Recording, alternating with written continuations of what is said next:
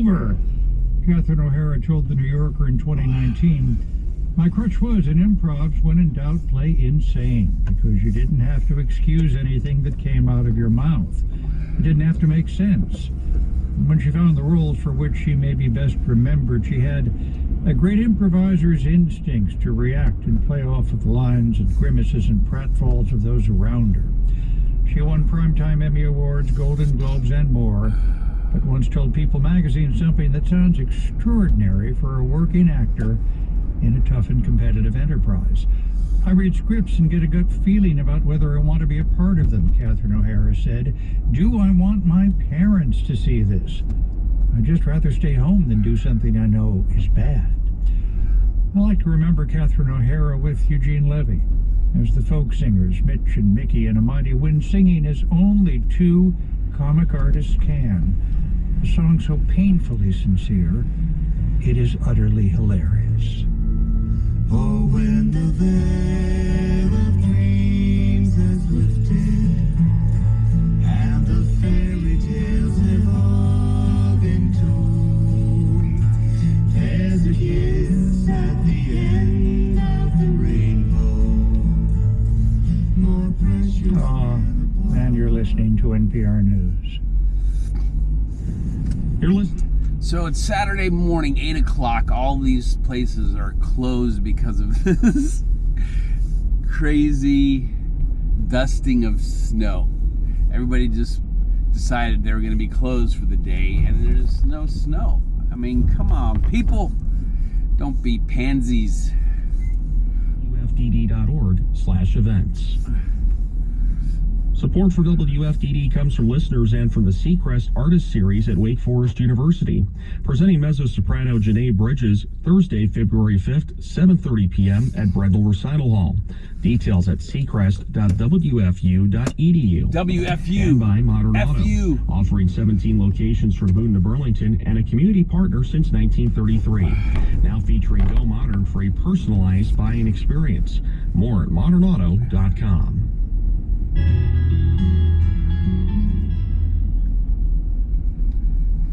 I'm Windsor Johnston with these headlines. A partial government shutdown is now underway after Congress failed to pass a spending deal last night.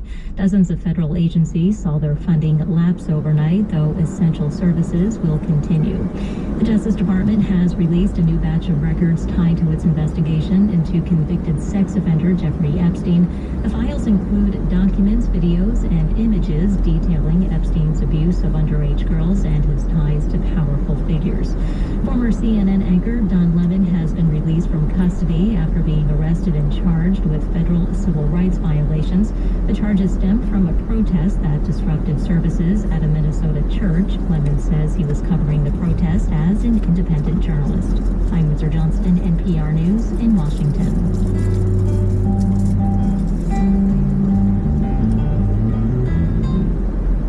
So today's adventure is to Walmart and to, actually just to Walmart. I don't have to go to Lowe's because Walmart should have what I need. I'm getting a wall fastener to hang the mirror in my room. It's so heavy I'm afraid to just use a nail to hang it on the drywall. So I'm going to buy one of those anchor fastener things so I can hang up my heavy mirror.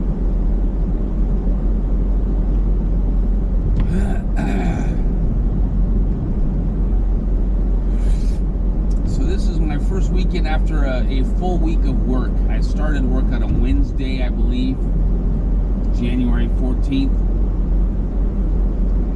AutoZone is open. Kudos to them.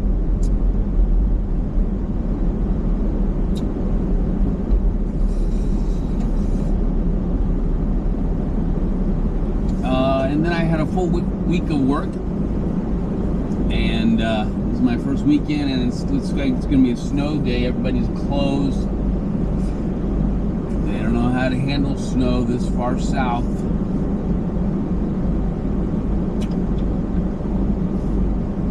Even though we're in North Carolina, we're still in the south, right? Where's the Mason-Dixon line? Does anybody know? If you are watching this on YouTube, comment. Obviously, I can look all this stuff up. I'm trying to get interaction with you people. I want to have connections with my viewers.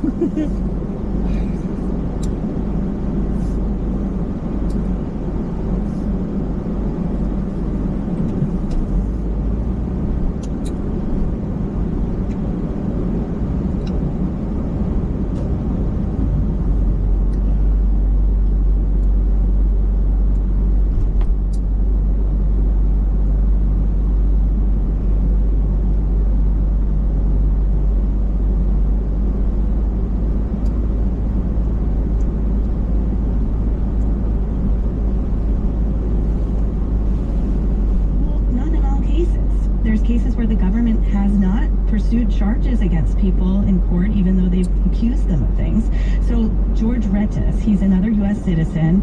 He was driving to his job doing security at a cannabis farm in Southern California this summer when an immigration operation was underway. A federal agent pepper sprayed him, dragged him out of his car. He was detained for 3 days without explanation. I hate when that happens. And about his experience, but every time he writes an op-ed about it, DHS puts out a post on X claiming that he became violent and refused to comply with law enforcement. Here was Rettis speaking to NPR back in October. It's a complete lie. The proof is all there. There's helicopter footage. They never charged me. As for why he thinks DHS keeps posting this online, I felt like it was just a tactic to try to intimidate me or try to stop me from speaking out. And unfortunately for them, it's not gonna work. Rettis is gearing up Not gonna happen. for his treatment. And I talked to his lawyer, Anya Bidwell, and she said such lawsuits are difficult to win because unlike state or local officials, federal officials are in many cases protected by immunity. And she said that also might be giving these federal officials confidence to make statements that misrepresent the facts. What if I get all the way over there and Walmart's closed? That's gonna be a bummer. About both Martinez and Rettis, and if they had an updated comment, and they just reiterated their original accusations about both of them. They also sent a statement saying, under President Trump's and Secretary Noem's leadership, DHS has always been steadfast in targeting dangerous criminal illegal aliens, including murderers, rapists, pedophiles, drug traffickers, gang members, and terrorists. Chingun, let me turn to you now because you handled the data side of the story. What does the government seem to be focusing on? Well, it's really focusing on the court of public opinion instead of the actual court, right? The government doesn't only react to individual cases as they arise, they also proactively publicize individual cases as part of the communication strategy. So I reviewed the X accounts of DHS and ICE and saw that in the first year of the administration, the two agencies posted about more than 2,000 foreign individuals the agency targeted for immigration enforcement. The posts contain some similar elements. There's the person's photo, their name, age, nationality, and usually their criminal convictions, charges, or arrests.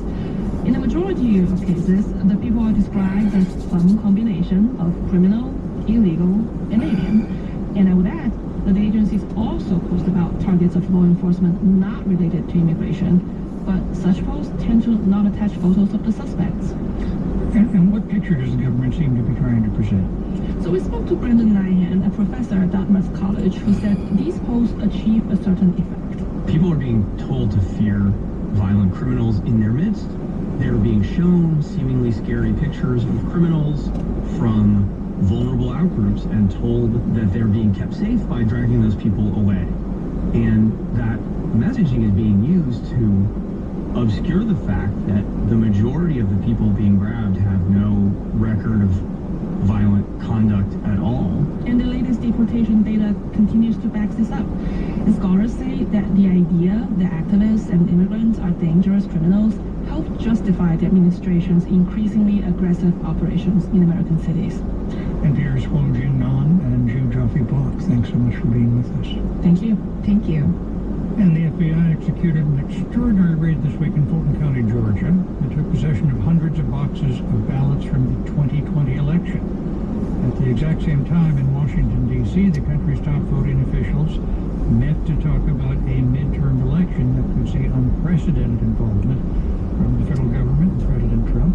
NPR voting correspondent Miles Parks was at the meeting and joins us in our studios. Miles, thanks for being with us. Hey, Scott, thanks for having me. And let's begin, please, with Fulton County.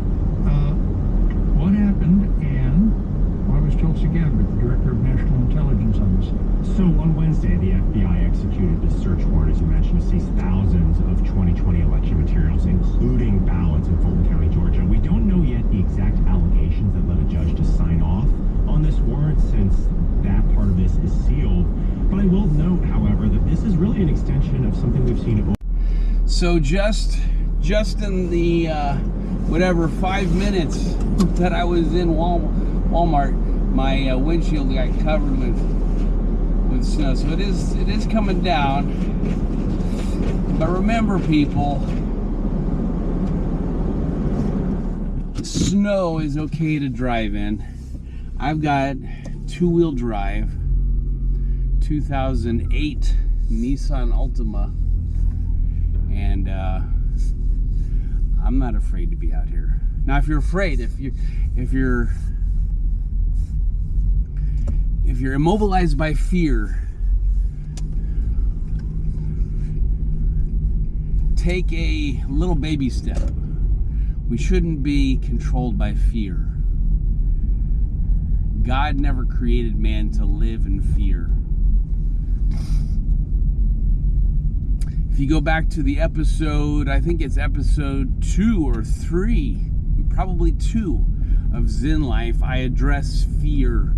I did it in a long-winded fashion. I could have probably done that the whole 10-minute episode in a minute, which it turns out the attention span of the average American is woefully low, woefully low.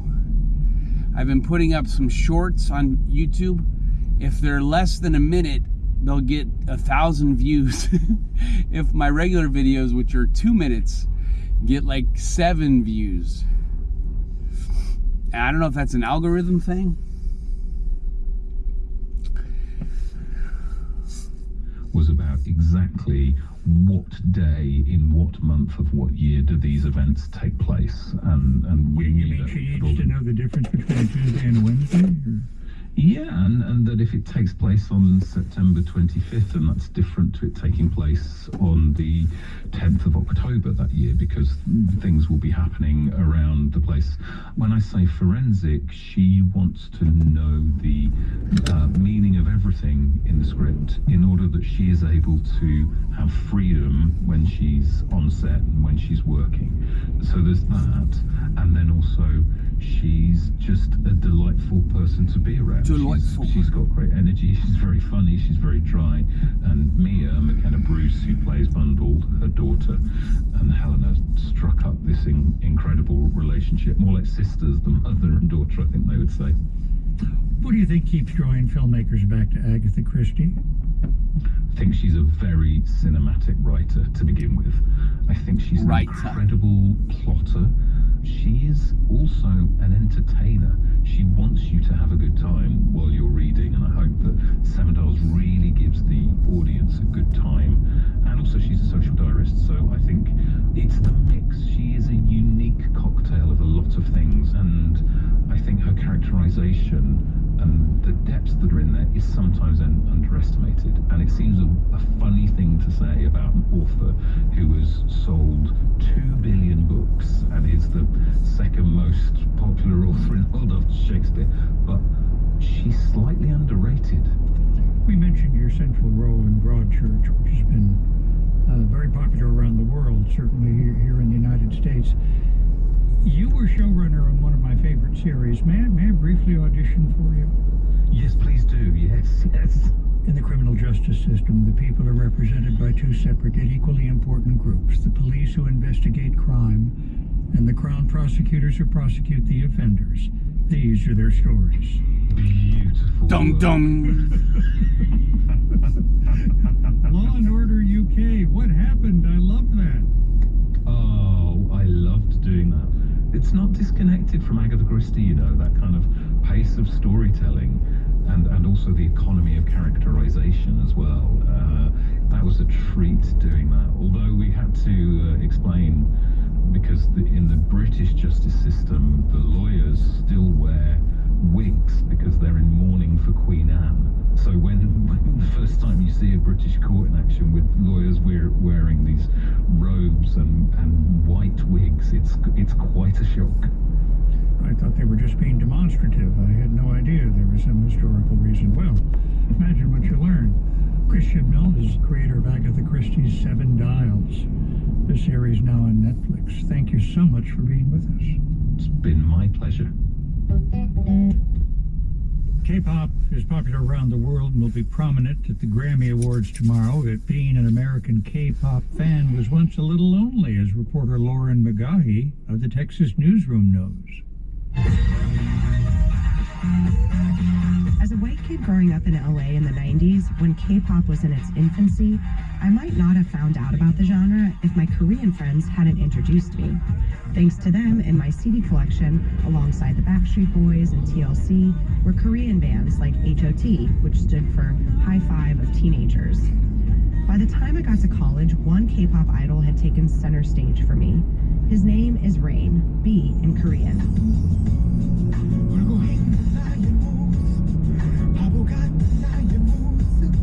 My college roommates and I must have watched the music video for Rain's 2003 hit, How to Avoid the Sun, a million times. By the mid-2000s, Rain was a breakout star, bringing K-pop to the world. He was in English language movies and toured in the States. But as a cash-strapped student, I never got to see him in concert. Last fall, Rain announced he was coming to the U.S. for a few shows. This was finally my chance to see him in person.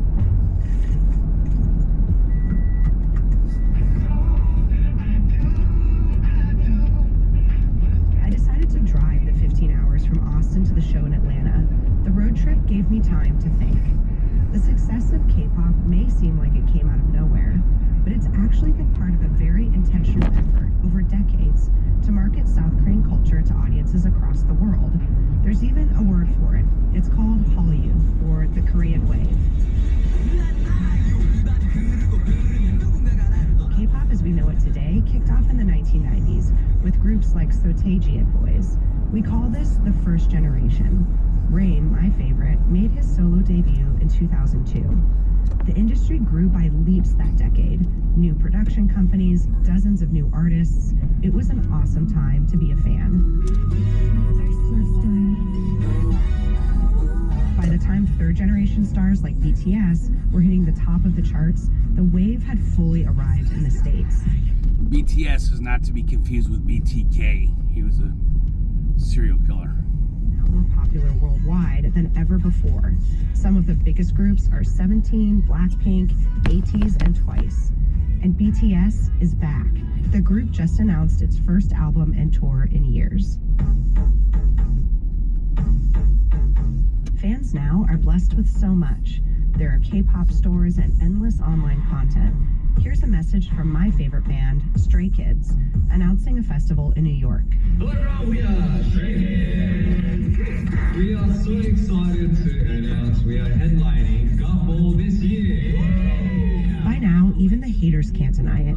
K-pop is not a fad. It's here to stay. This new popularity in the States has been really fun for OG fans like me. When I got to the OG is original gangster, for those that you don't know. Flown in just to see him. From the third row, it was hard to tell the average age of the concert. There were definitely a handful of grandmas there. A lot of the people looked like they were around my age, early 40s. But then the curtain went up, and everyone became 15 again.